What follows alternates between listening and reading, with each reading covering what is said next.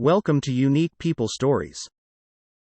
People who live in cities. What are some city things country people don't understand?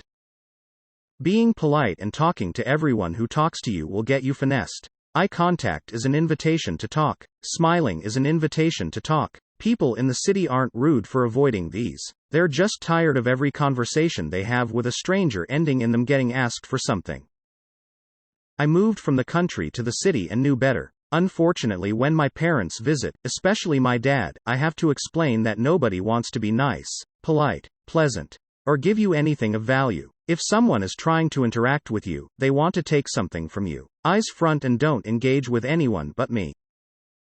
I didn't really appreciate this sentiment when I first moved from the suburbs to the city. Anytime someone would stop me for a question, I would always engage in dialogue. 99.9% of the time it was someone asking for money with some sob story about why they needed it. The first few months, I gave away all my spare change. Every time I moved to the city in October when the weather was starting to turn cooler. By the time spring rolled around, I was starting to learn how to stop looking like an easy mark. I stopped making eye contact with everyone and ignored folks who were a reasonable distance away when they called out to me, pretending I couldn't hear them. But I'll never forget the first time I really got to that point of straight-up no engagement. I was walking home from work and a woman standing right next to me said she wanted to ask me a question. I promptly shut her down with a nope, and kept walking. It was that moment that I realized, for good or bad, the city had changed me.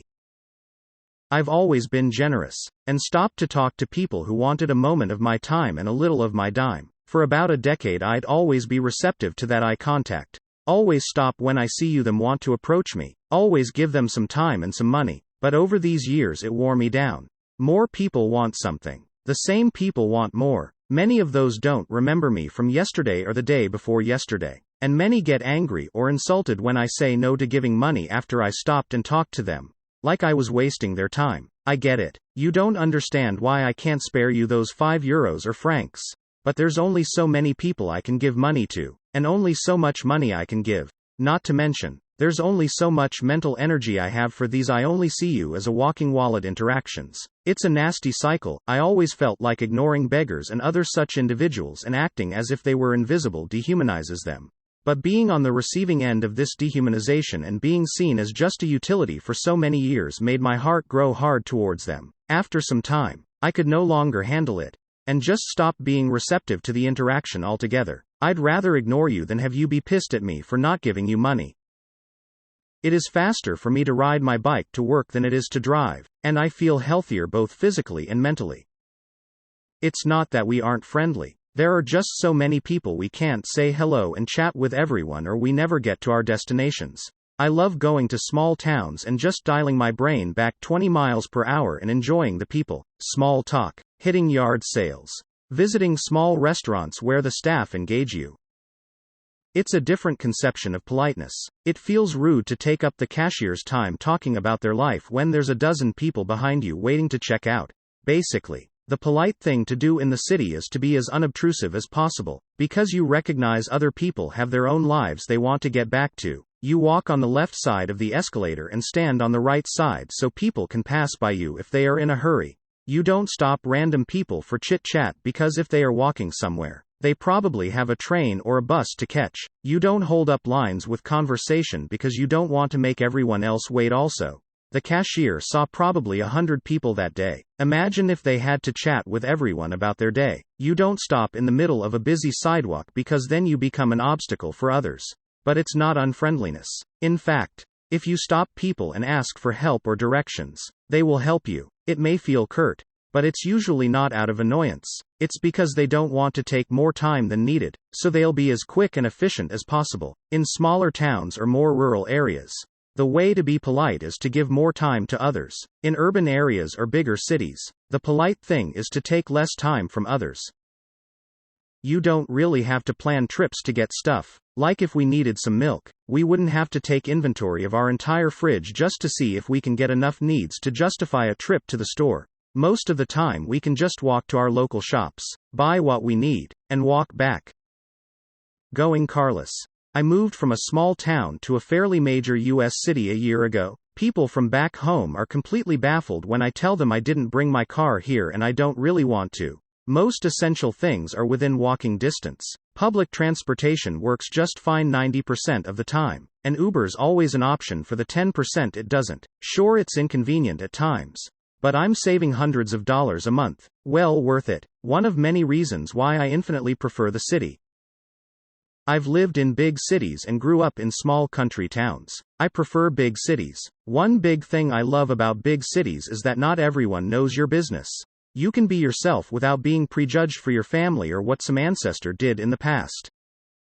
This is easily the biggest thing I missed when my city girl ass moved to the sticks for work for a few years. In the rural town where I lived there, people I had never talked to still knew me as Darkshines, the girl from out of town, and they would idly comment about what I might be up to anytime I went to the grocery store, bar, anything. Never in a malicious way, but it gave me a constant feeling of being watched that felt much more intrusive to me than the security cameras in a city. Unless you are rich, you probably can't afford to give a coin to every beggar, charity stand or person. Even on a small walk you'll meet lots of them, and sometimes it's best to just look at your feet, walk past and not see them, or they will physically stop you until you give them money. Also, know where your belongings are at any given second, regardless if you are on the street, in a bar, pub, or at the disco.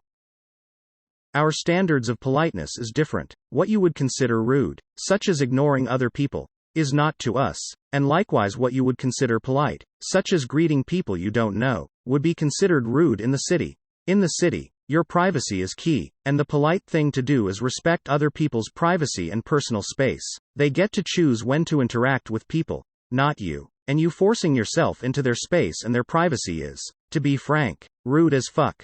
Minding your own business is the accepted norm. It is likely a combo of this and the sheer diversity present in cities that leads to acceptance of minorities being higher in cities than in the country. This is not to say that we ignore people, we just mind our own business. Living in a downtown apartment isn't some kind of oppressive hell. Not everyone wants to maintain a huge house or deal with lawn mowing bylaw requirements. Many people don't give a shit about gardening and just need space for their bed, desk, and computer. Especially if they are single and live alone. A downtown apartment in cities like NYC or Toronto is also likely to be within walking distance to all sorts of restaurants, shops, and other services. Many people love being able to do this for exercise. On the same note, taking public transport is not some kind of freedom lacking hell. It's only hell if you believe it is. Many people love the freedom of being able to read books or catch up on TV shows or play games during their commutes, instead of staring at traffic for an hour each way. Many people don't give a shit about cars and prefer not paying for maintenance, insurance, etc. Minding your own business, even in situations that are unusual, unless someone is hurting someone else. Seriously, don't worry about it. There's a crazy guy in a cowboy hat standing on the corner claiming to be Jesus? Who cares? Do not engage him. Don't gawk and take pictures. Move on. If a stranger starts talking to you, don't engage them. This is not rude. It's safe. Usually, they want to sell you something or are asking for money. Sometimes, it's a scam or worse. City people do not generally have time to shoot the shit with every one of the dozens, hundreds, or thousands of strangers they encounter on a daily basis, so they're probably not going to suddenly decide to just have a random friendly conversation with you. There are exceptions, like if you're both already in a fairly enclosed situation, such as at a bar or sharing a park bench, but anyone who stops you probably has their own interests in mind. Diversity on every level is a reality. Do not come here if you're going to be offended by people of different ethnicities, religions, sexual orientations, economic situations, subcultures, ways of life, political beliefs, whatever. This is more of a recent one based on the political climate, but if you're still at home in your rural area, rather than moving to or visiting a big city, seriously, city people don't think about you at all and certainly do sit around hating your way of life. I see these random memes and warnings from rural areas that urban rioters are going to come in from whatever city and destroy their farms and neighborhoods. I have to assure you, not only is no one planning that, but there's a good chance that those people don't even know that your town exists. City people are literally exactly the same as you, in the same way that country farmers are going to take time away from their busy lives and families to descend on Los Angeles to destroy shopping malls and luxury condos, is an insane statement. So too is, city slickers from Chicago are going to take time away from their own jobs, families, and personal problems to steal the horses in some obscure village 4 hours away. I know this probably isn't a super common misconception, but it's on the rise and has led to some dangerous situations where innocent people could have been hurt or killed. Thank you for listening. Did you notice any difference between city and country people behavior? Check out our other videos. Like, share and subscribe if you like the content.